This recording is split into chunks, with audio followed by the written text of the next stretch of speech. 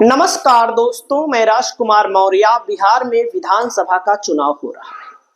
बिहार विधानसभा चुनाव को जीतने के लिए सभी राजनीतिक पार्टियों ने अपनी अपनी पूरी ताकत झोंक दी है। बीजेपी की तरफ से, एनडीए की तरफ से, जदयू की तरफ से आरोप लगाया जा रहा है तेजस्वी प्रसाद यादव पर कि जब लालू यादव की सरकार थी तो जंगल राज था।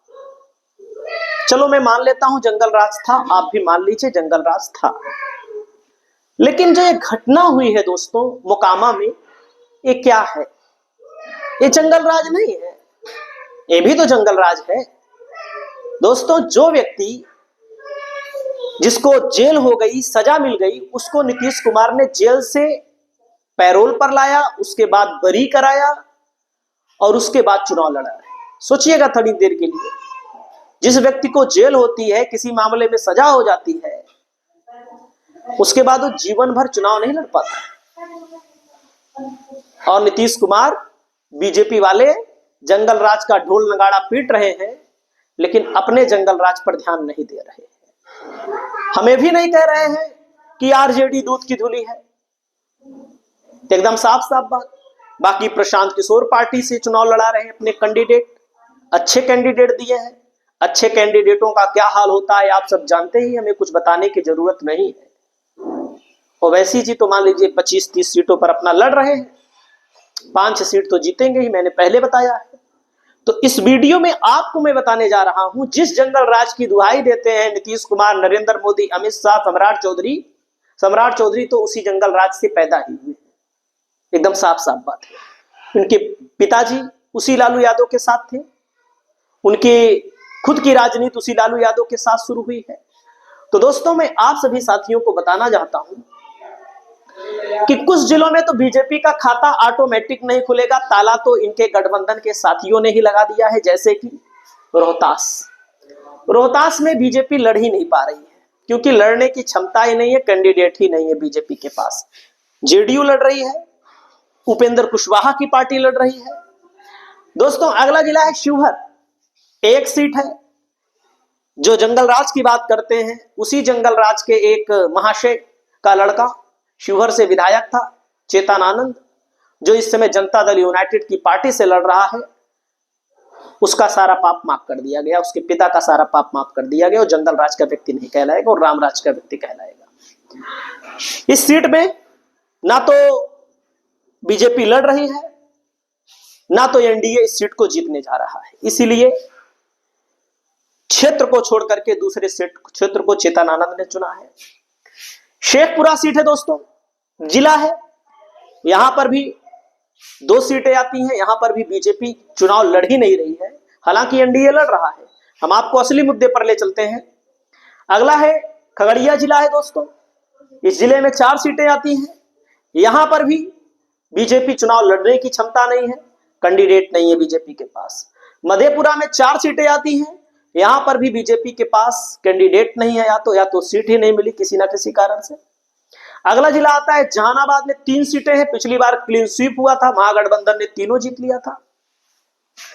अगला नंबर आता है, अब देखिए कहां कहां बीजेपी एनडीए का खाता नहीं खुल रहा है हमारे सर्वे। सहरसा की 4 सीटें हैं। जो लोग सहरसा से जुड़े हो कमेंट करके बताएं मैं कितना गलत बता रहा हूं और कितना सही बता रहा हूं। 4 सीटें हैं, चारों सीटों के नाम भी मैं आपको बता देता हूं।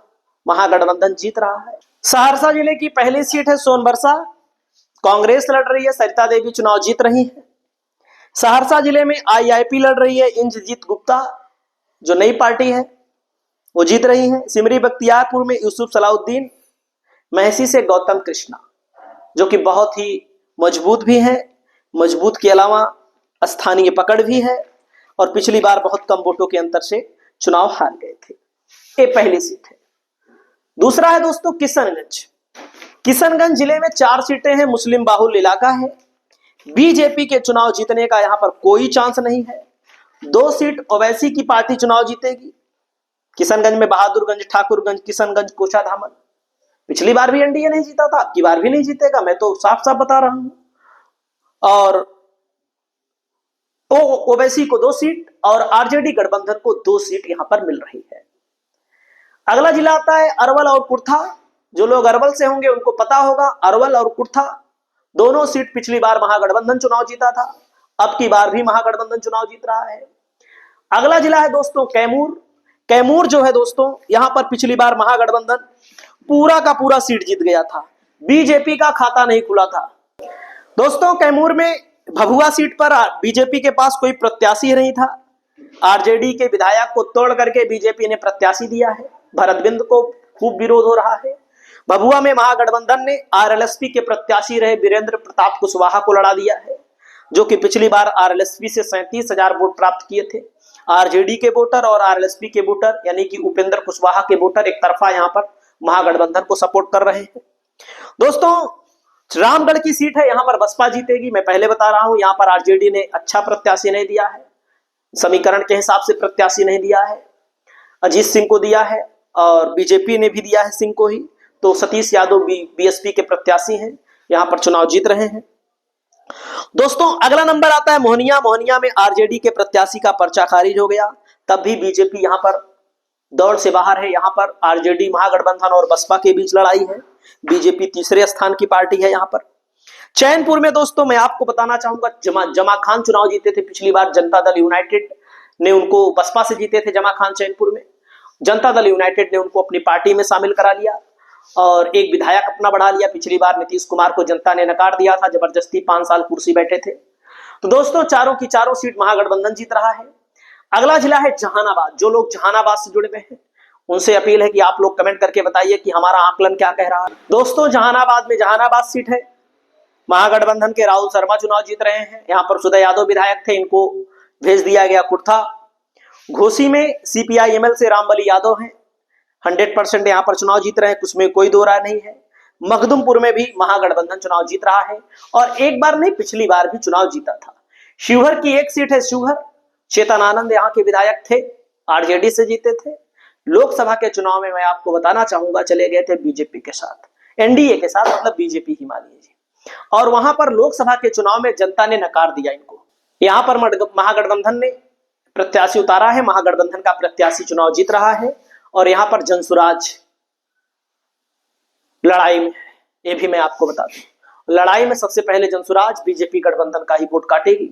लालटेन छाप खेसारी लाल यादव चुनाव जीत रहे हैं। खगड़िया में जैसे 4 सीट है, 1 पर एनडीए की जीतने की संभावना है, 3 पर महागठबंधन एक तरफा चुनाव जीत रहा है। भागलपुर की 11 से मुजफ्फरपुर की 11 में 2 एनडीए को, 9 आरजेडी को। ऐसे ऐसे मैं आपको बता रहा हूं एक एक जिले का सर्वे निकाल करके। और मैं आपको बताना चाहूंगा बिहार की 243 में एनडीए को मेरे आकलन में 70 से 80 सीट, आरजेडी को 150 से 160 सीट, अदर को यहां पर 8 से 10 सीटें मिल रही हैं। और आपको एक बात बता दूं, योगेंद्र यादव हैं, देश के सबसे बड़े सेफोलॉजिस्ट माने जाते हैं। ये लोग भी अपना तर्क रख रहे हैं और इन लोगों के तर्क के मुताबिक महागठबंधन को बढ़त है। महागठबंधन को बढ़त तो है, लेकिन किस किस इलाके में है उसको मैं बता रहा हूं। पूरे बिहार को लेकर योगेंद्र यादव जी बता रहे हैं, क्योंकि हम लोग छोटे हैं, योगेंद्र यादव जी को लोग ज्यादा पहचानते हैं, तो योगेंद्र यादव जी की बात को ज्यादा लोग सुनते हैं। तो हम लोग एक एक सीटों का बता रहे हैं ताकि योगेंद्र यादव जी के माध्यम से आप लोग हमारी बात को भी सुने। हमारी यही रिजल्ट नहीं आया तो बताइएगा 150 से 160। हाँ एक शर्त है, मान लीजिए 150 में मैंने बोला 30 प्रत्याशी इसमें ऐसे निकल गए, महागठबंधन के 50 प्रत्याशी ऐसे निकल गए जो 1000 से हार गए, 2-2000 से हार गए, तो इतना सटीक आकलन कोई तो कर नहीं सकता है। आप सबको पता है यही हुआ था, कहां पर, हरियाणा में, आपको याद होगा। सबसे सटीक आकलन किया तो गया था, लेकिन बहुत सारी सीटें कम कम वोटों के अंतर से हरवा दी जाती हैं कई जगहों पर, तो इसका एक समस्या हो सकती है। बाकी यही रिजल्ट आने वाला है। आप लोग अपनी राय बताएं। नमस्कार।